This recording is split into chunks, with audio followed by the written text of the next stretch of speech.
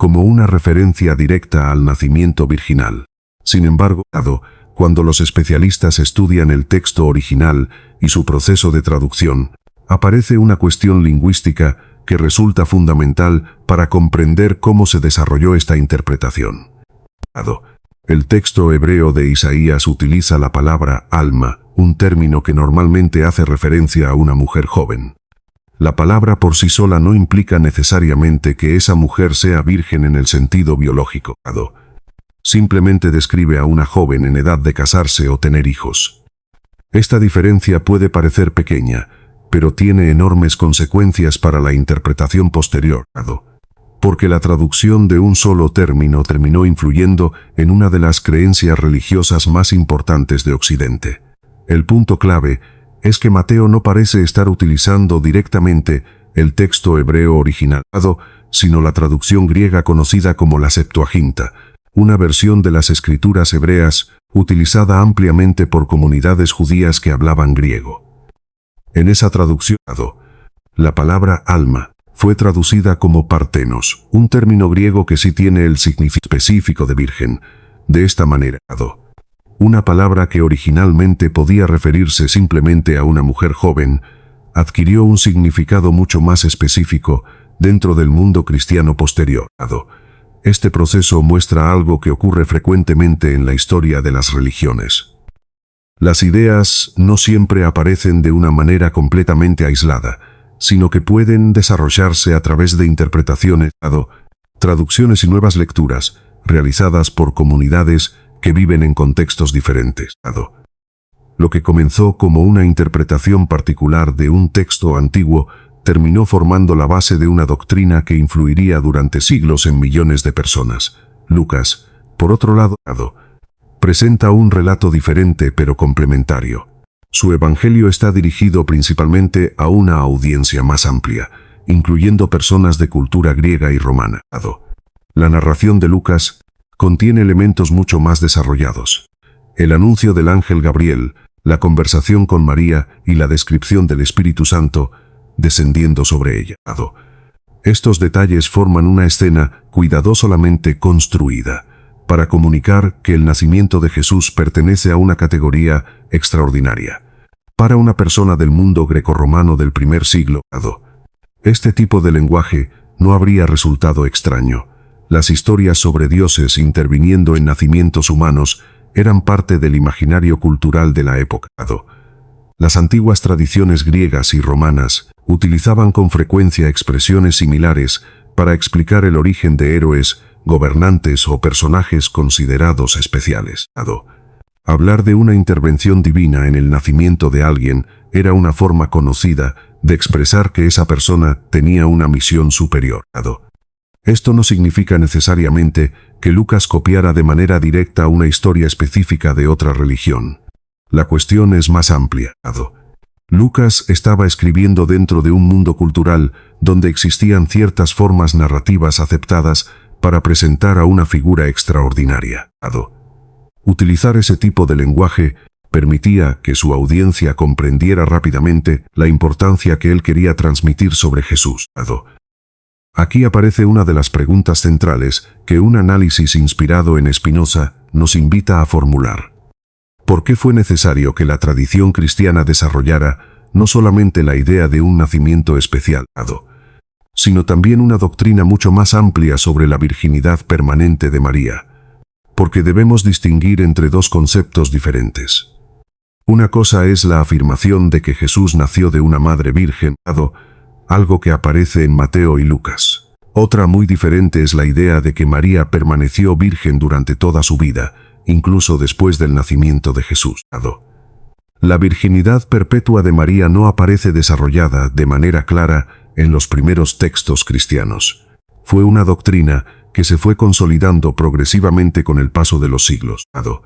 Y este desarrollo resulta especialmente interesante porque comienza a enfrentarse con otros elementos presentes dentro de los propios textos bíblicos. Los evangelios mencionan en varias ocasiones a los hermanos de Jesús. No hablan de ellos como una idea simbólica o una referencia indirecta, sino que presentan nombres concretos. En el Evangelio de Marcos, por ejemplo, aparece una referencia donde se mencionan a Santiago, José, Judas y Simón como hermanos de Jesús, además de mencionar también a sus hermanas. Mateo recoge una referencia similar en su propio Evangelio, desde una lectura sencilla del texto.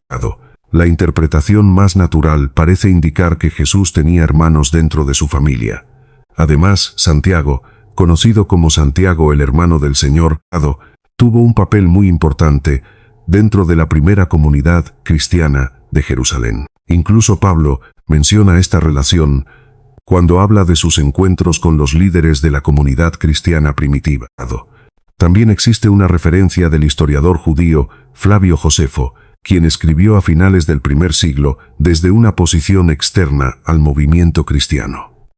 Al mencionar la ejecución de Santiago, Josefo lo identifica como el hermano de Jesús, llamado el Cristo.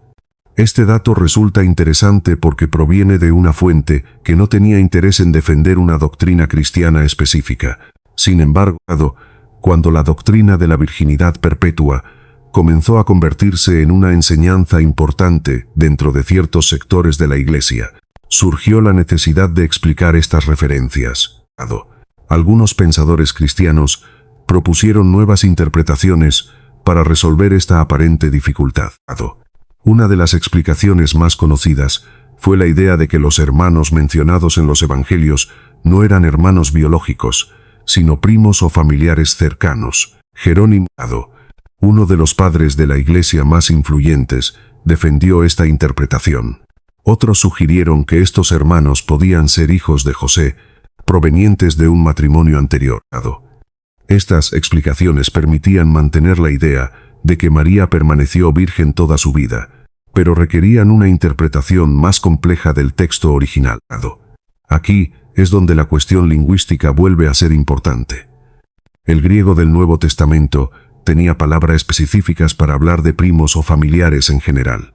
Sin embargo, los evangelistas utilizan la palabra adelphoi, que significa hermanos.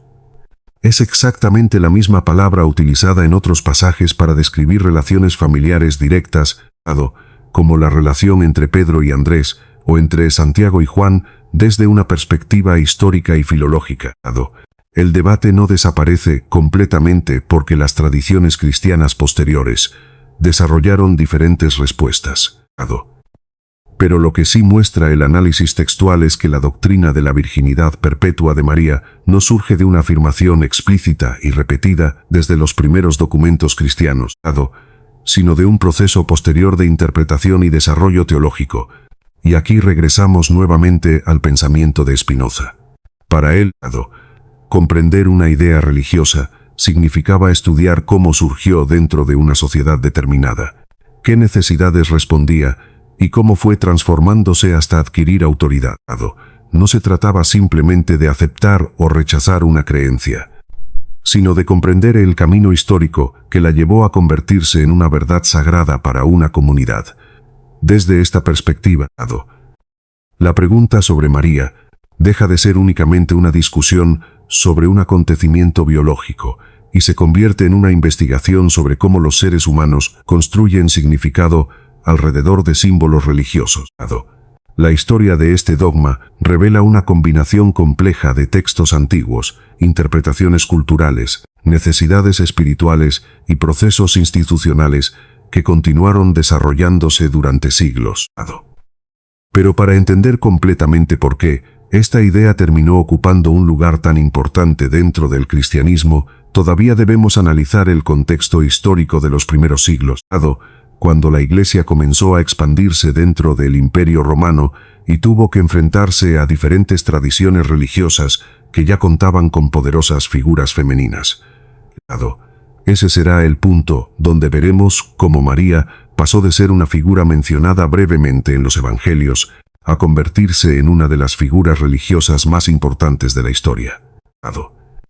Para comprender cómo María llegó a ocupar un lugar tan elevado dentro de la tradición cristiana, debemos abandonar por un momento el debate puramente textual y mirar el escenario histórico donde el cristianismo comenzó a crecer. Durante sus primeros siglos de existencia, la nueva religión no se desarrolló en un vacío cultural.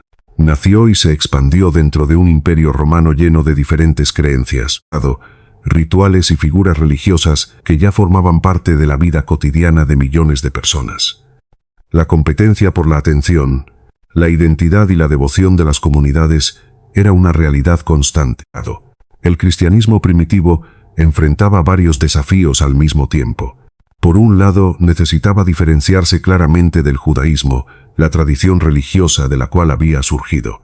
Por otro lado, tenía que establecer su propia identidad frente a numerosos cultos que dominaban diferentes regiones del Imperio Romano.